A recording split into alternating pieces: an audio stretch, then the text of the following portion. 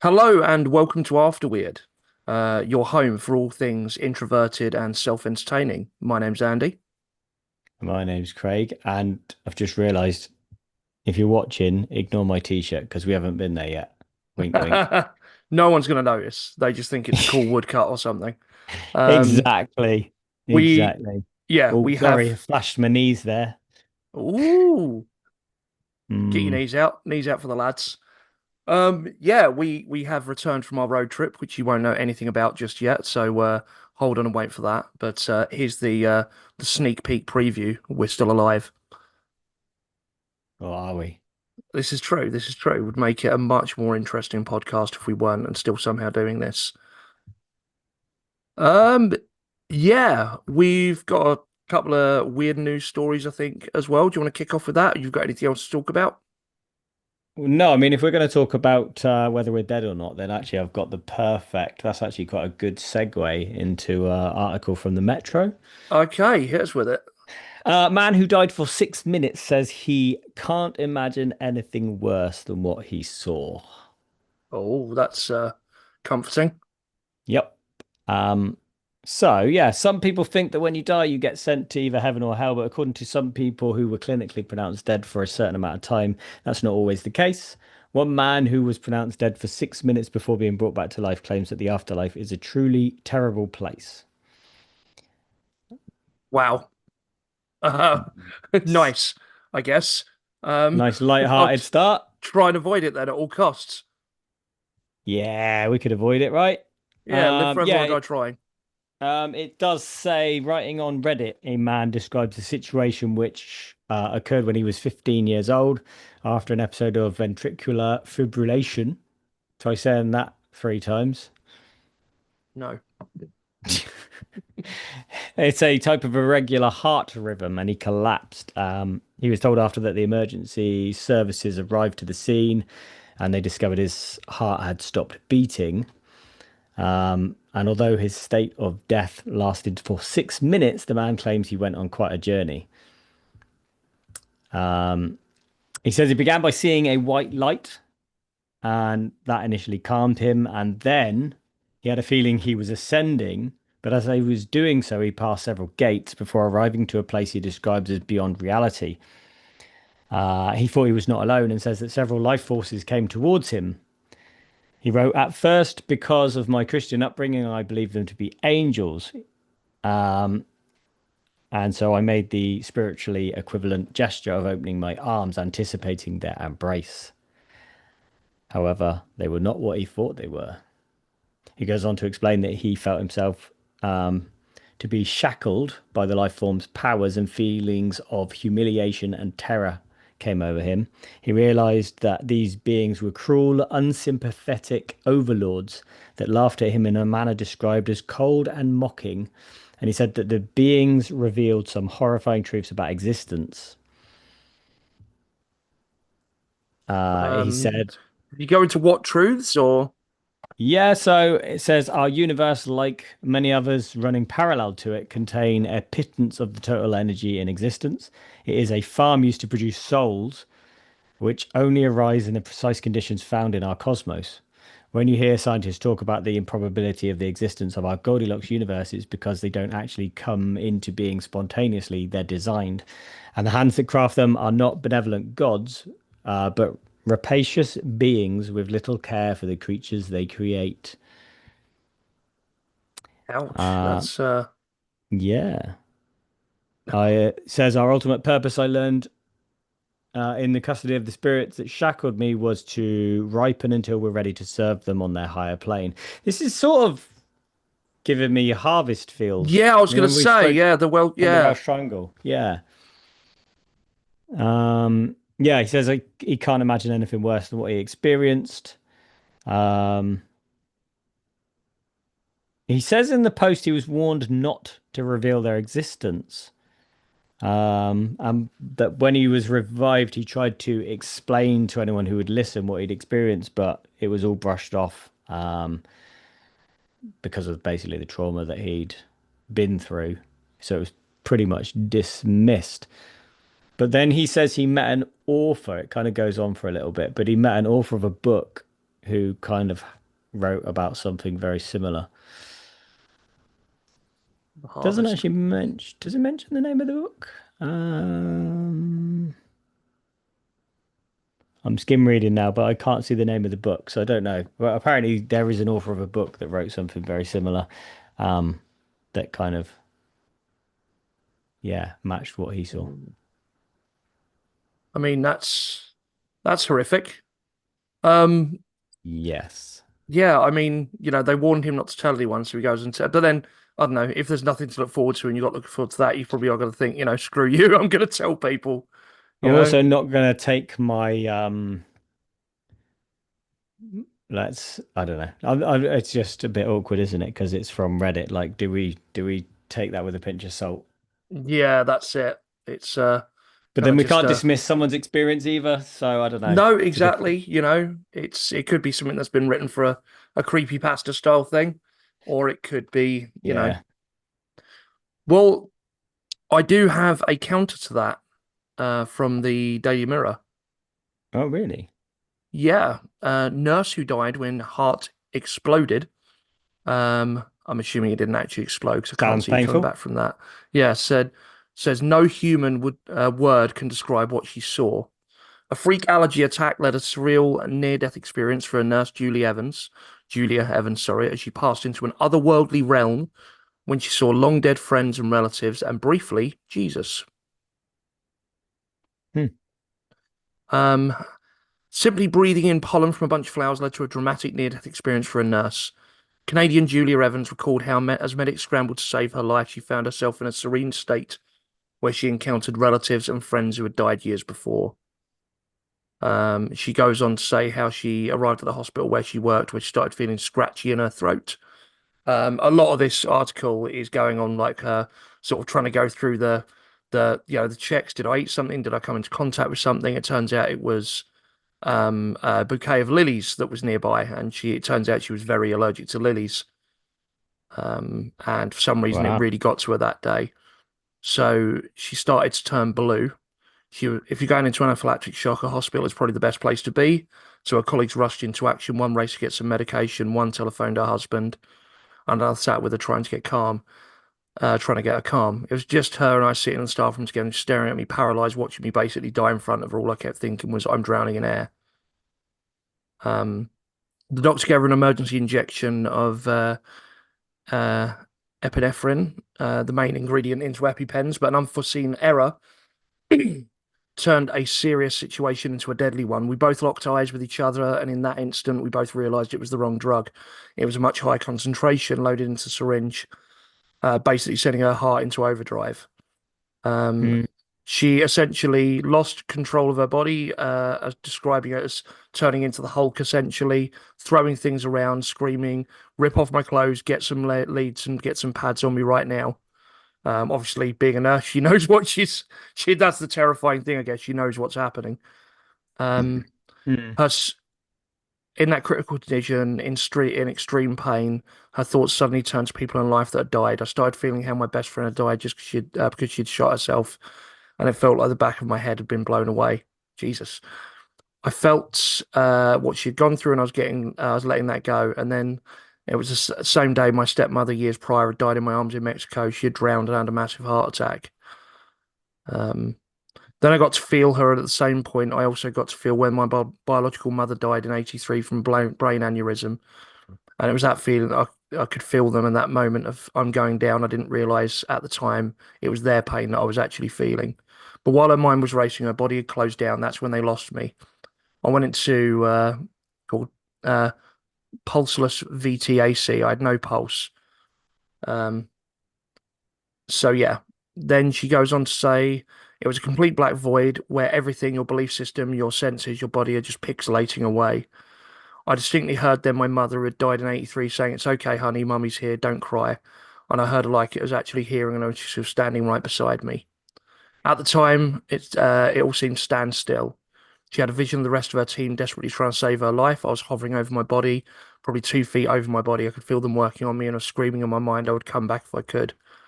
Then she heard the words, "We've lost her again." At that moment, everything else changed. She found herself in a place of incredible light and rich color. and now I'm experiencing everything, but there's no human word that completely and fully describe it. And the only way I know how to describe it is there was so much love within that moment. I was gifted with the greatest gift I've ever been given, and that is self-love. This light was just so peaceful. It felt like home. I could sense every single person that had passed away standing before me. Um, Julia experienced this moment of peace and clarity for a moment before suddenly being yanked back into reality. She continued, I felt wham. At this time, I felt totally thrown back in my body, like I hit it hard, slammed it in. Um, at the moment of confusion, she wasn't sure whether she's doing a long-haired hospital junior or Jesus. Might have been me. I instinctively looked down, and when I looked down, I noticed I was completely naked, like a brand new baby. My first words were, "Who cut my favorite blue bra?"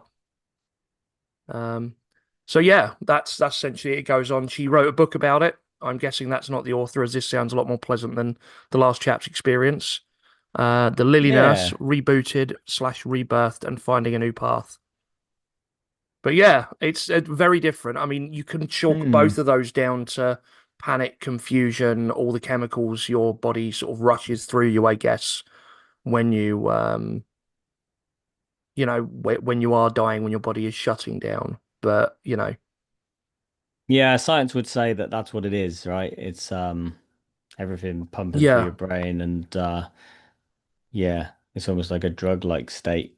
But you on the other do, hand, yeah, you do get weird, like, instances. And again, a lot of this is hearsay, but where people do the whole, hovering over their body thing and they can see things in a room that they wouldn't have been able to see from the table and they yeah. describe it, that's all, there's a lot of senses we don't tap into completely.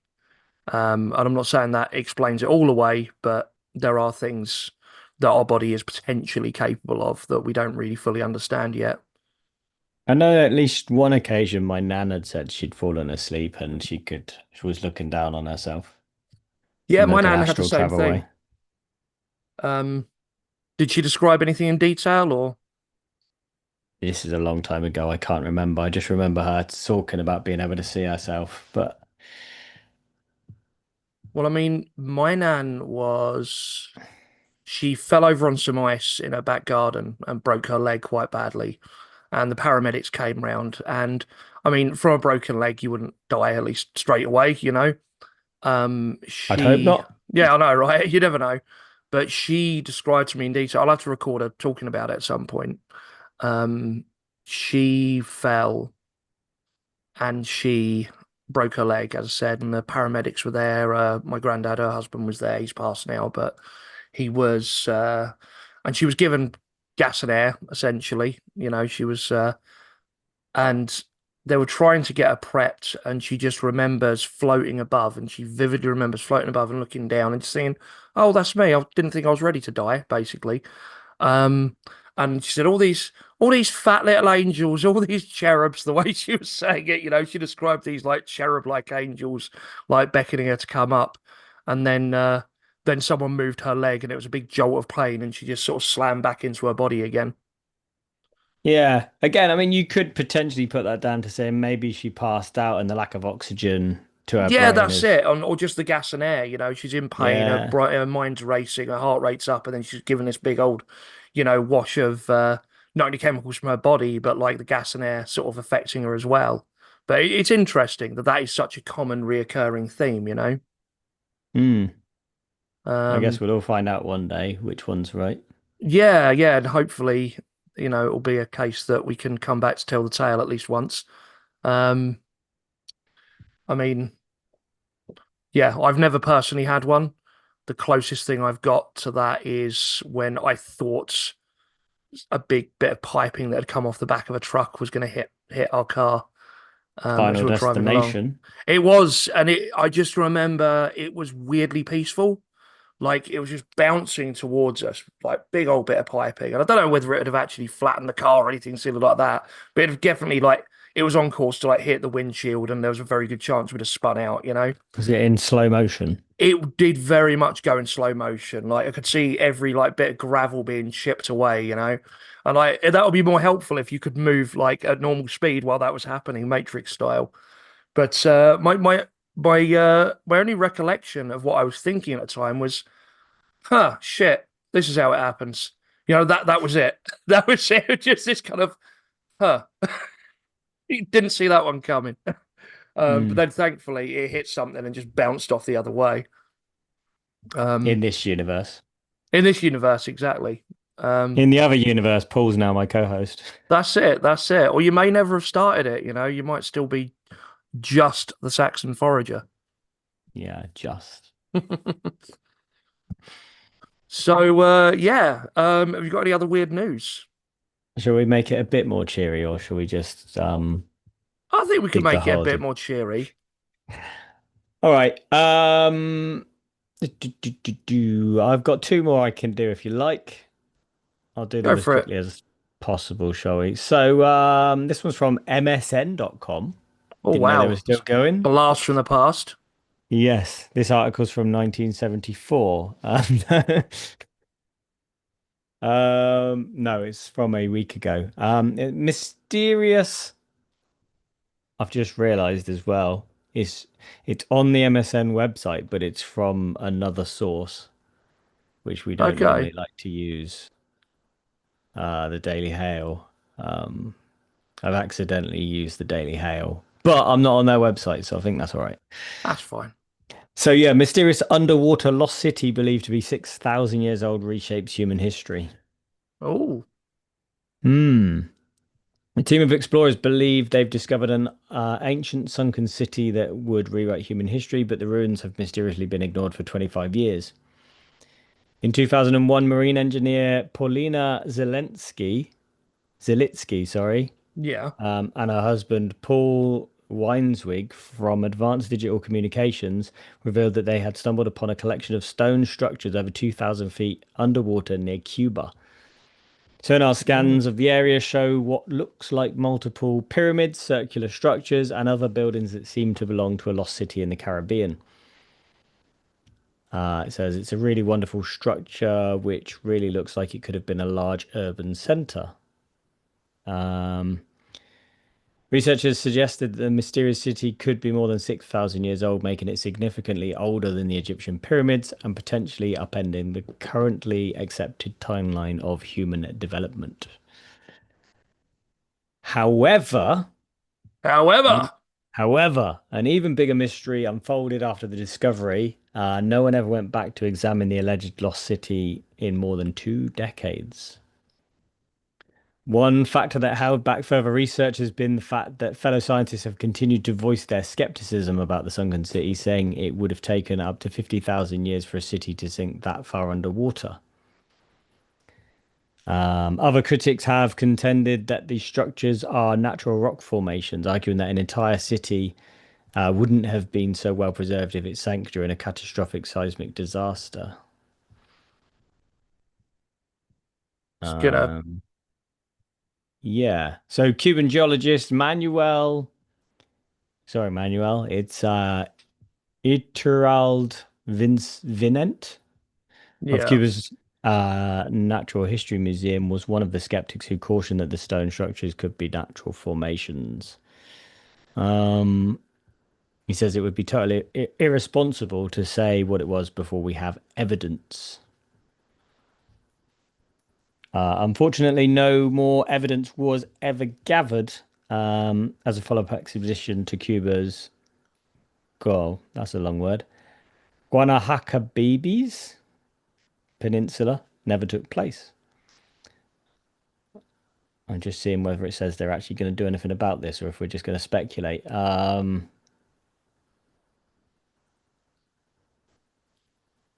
mean, I imagine there's a fair bit of speculation there, and while it is mostly just speculation, it costs a lot of money to do these things. So, Currently, scientists have concluded that modern humans were hunter-gatherers 50,000 years ago, since there's no evidence they created urban societies or sophisticated buildings. Um, it's strange, it's weird. We've never seen anything like this before, and we don't have an explanation for it. Iturralde told the Washington Post. Um, bu- bu- bu- bu- So a guy called Michael Fort also shared his doubts that they were man-made. It says it would be cool if they were right, but it would be really advanced for anything that we see in the new world for that time frame. The structures are out of time and out of place.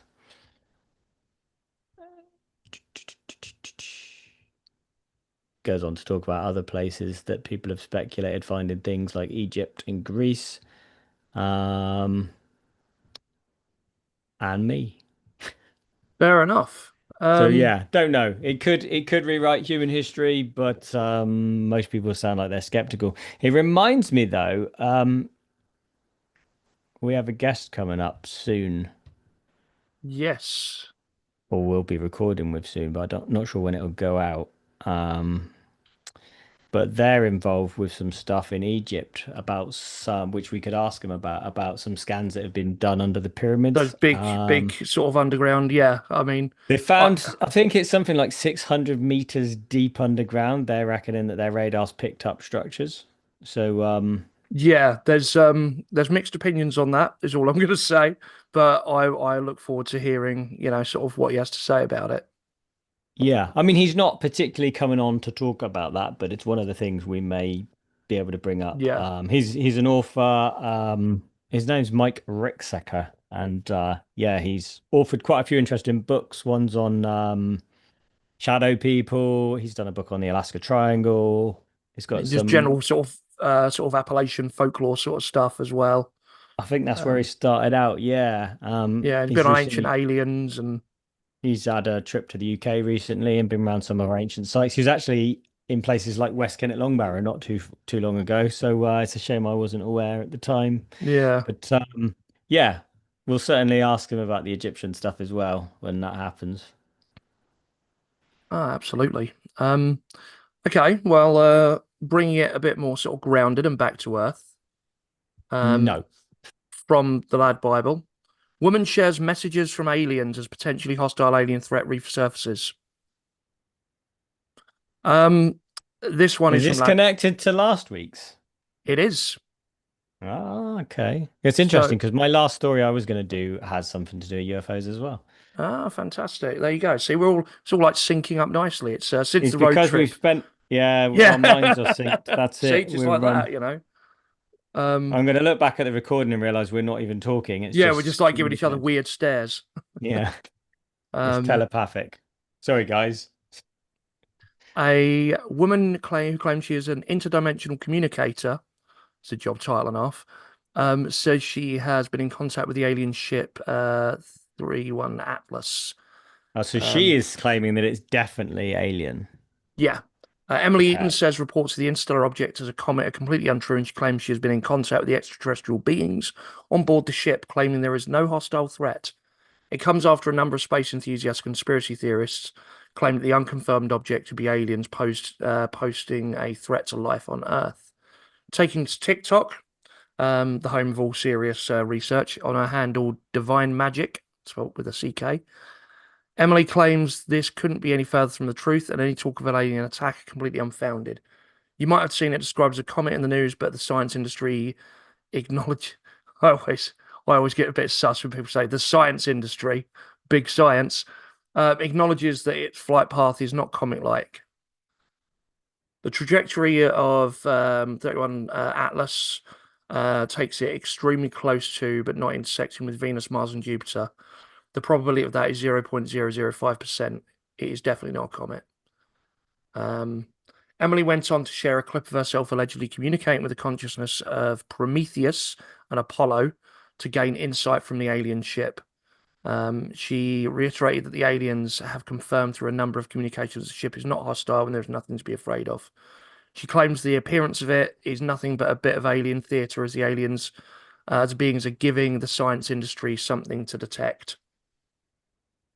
She says the ship doesn't have to be detectable to those of us on Earth, but it's chosen to do so in order to get as close to our planet as possible without disrupting our magnetic poles or giving solar flares. During the alleged conversation, Emily says the aliens confirmed they were not planning to land on Earth or any planet, nor did they have any plans to bring anyone aboard their ship. That's a relief. Those are the actual words. There is also people told that there is a body of people higher than the government who are already in contact with the aliens, but they declined to give any more information than this. So there you go. A bit more about the non-hostile alien craft. There is a large craft of alien technologies moving very fast on a strategically designated flight path, you summarized. It's not going to land on any planet, including Earth. It's not even going to get very close, but it will get as close as it can so that we can benefit from the impact on our energy and our consciousness. There you go. Um, Wow. I mean, I'm slightly disappointed that they're not going to give us the Wyrd Wessex tour of the craft. yeah, Like, wait till they're a bit closer and we'll reach out maybe when we can ask Emily to we want the exclusive. intercede on our behalf. Maybe we can be the first podcast to interview one of them. Yeah, I think why wouldn't they want to? I mean, if they're not hostile, then Yeah, prove yeah, it. come Come on on the the show. show. Yeah, exactly. Exactly. We'll get Paul on. He could translate, I'm sure. Yeah. I mean, Mark Ryan might be interested in coming on for that one as well. Yeah, absolutely. Get a crack team together. I thought you were going to say get the team back together.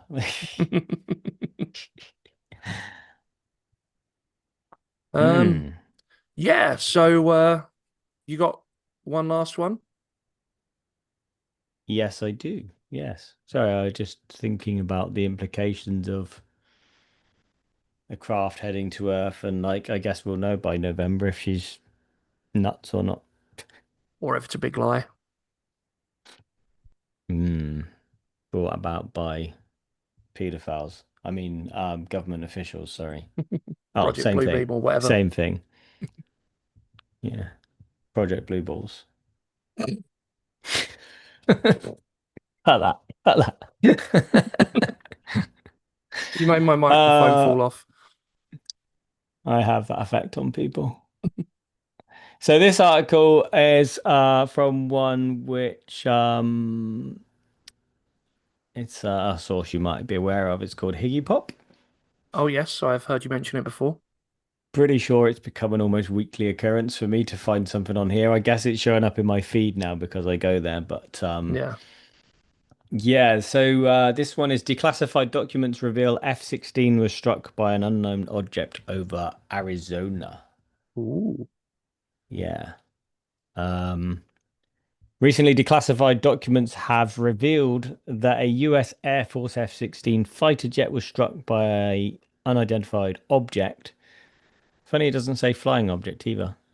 During a training mission in 2023, the incident took place over the Arizona desert near the town of Gila Bend and has added further attention to the growing number of unexplained aerial encounters logged by the US military. The object struck the aircraft's canopy but caused no damage. According to official reports, the military ruled out a bird strike and later classified the object as a drone. However, the object's origins remain unknown. No further details have been released about where the object came from or who might have been operating it. It was recorded as the first of four unidentified aerial encounters that occurred within a 24-hour period, as outlined in documents from the Federal Aviation Administration, or the FAA for short. These reports are part of a wider trend. Between May 23 and June 24, the Pentagon recorded 757 UAP incidents. Of these, only 49 have been resolved. Most 708 cases occurred in the air, and 18 incidents were logged near nuclear facilities. While the idea of a military jet being struck by an unidentified object might sound extraordinary, mid-air collisions with unknown objects aren't unheard of. Yeah, it goes on to say some of them are drones, some of them are balloons, and untraceable debris does occasionally happen. It says, in this case, the military's decision to label the object as a drone suggests a best fit explanation based on limited available data rather than a firm ID. Commenting on the case, UFO filmmaker James Fox said the report didn't surprise him. In an interview with Fox News Digital, he said, according to military personnel I've personally met with, there were objects 320 kilometers off the east coast that were extensively loitering and had no visible means of propulsion. So a report from 2023 about an actual impact with a UAP doesn't surprise me. Wow. He also highlighted certain reported characteristics of UAPs that he believes go beyond known human technology. to things such as the absence of heat signatures and the ability to remain still in strong wind. He says it's been well documented for decades. And he proposes two possibilities. Either the same non-human technology has been tracked since the 1940s, or someone has since learned to replicate it through reverse engineering. Um, he Let's calling believes. back to what Mark Ryan was saying, Mm, how like, sort of you got things several decades ahead of what we know about already being worked on. yes. So he basically goes on to say that improvements in radar could explain the rise in recent sightings. To, I guess they've always been around. We're just seeing them more now. Despite the growing number of reports, Pentagon officials have stated that none of the resolved UAP cases so far have involved advanced foreign technology or breakthrough aerospace capabilities, suggesting that many sightings can eventually be traced to conventional causes, even if not immediately. However, James argues that some cases remain difficult to explain. A small percentage of objects display a technology that's just light years beyond anything that we or anyone else on this planet has. He said, which would imply once you do the process of elimination, if it isn't Russia or China and it's not us, what's left? Wow. Mm. That's kind of well, firstly, that's quite fortuitous. We had very tied in weird news stories a little. It's Considering we don't plan these and we just both bring stuff to the table. yeah, yeah, part of the fun. Um, Occasionally, like if we're talking anyway, like when we're on this road trip, like we'd be reading the odd bit off to each other. But it's yeah, we don't have any plan to this. It's just yeah, we collect a bunch of strange stories and like okay, yeah, this one's worth a chat about.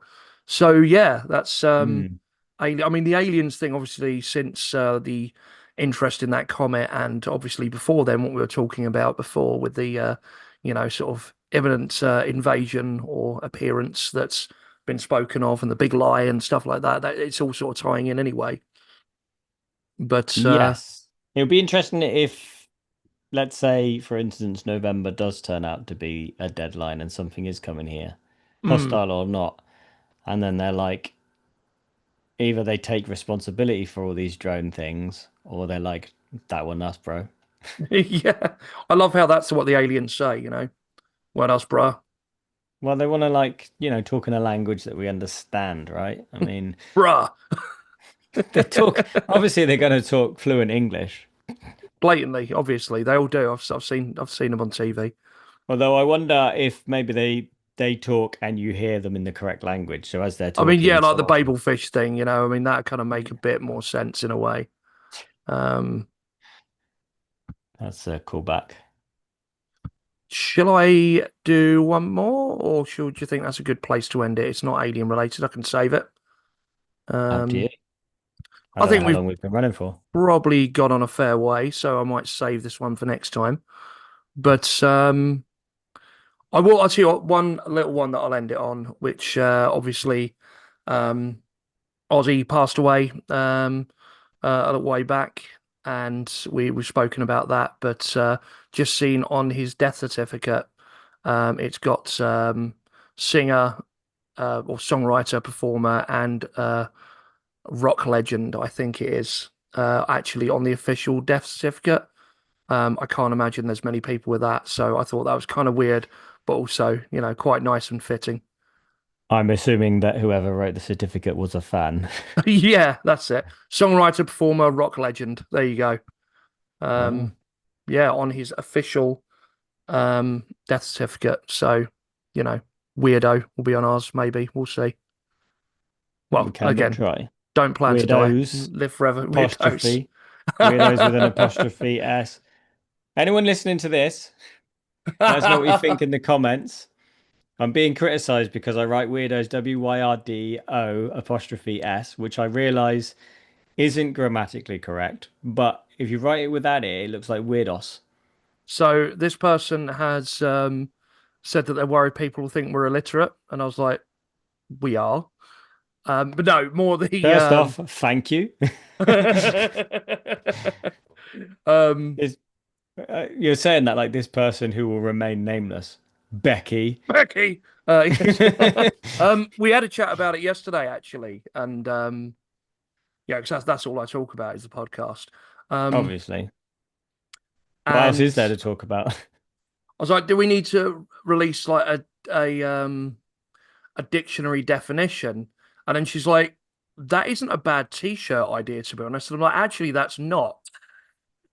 Like, one of the, weirdo sort of like definition things. Like, because as you say, like the term weirdo, that's us, that's a Wyrd Wessex thing. Um, Yeah, I mean it's a made up term and anything from brand names and stuff, they break the rules for language anyway a lot of the time when they make slogans and things like that. So it, yeah. it does still work. The weirdo sort of definition, weird, and then weirdos with an apostrophe, two or more weirdo, sort of weird people, or I don't know, something along these lines. Um, You get it with animals too, right? Where people are not not sure not what. weird, not weirdos because it sounds like an operating system, Yes. Wyrdos 2.0.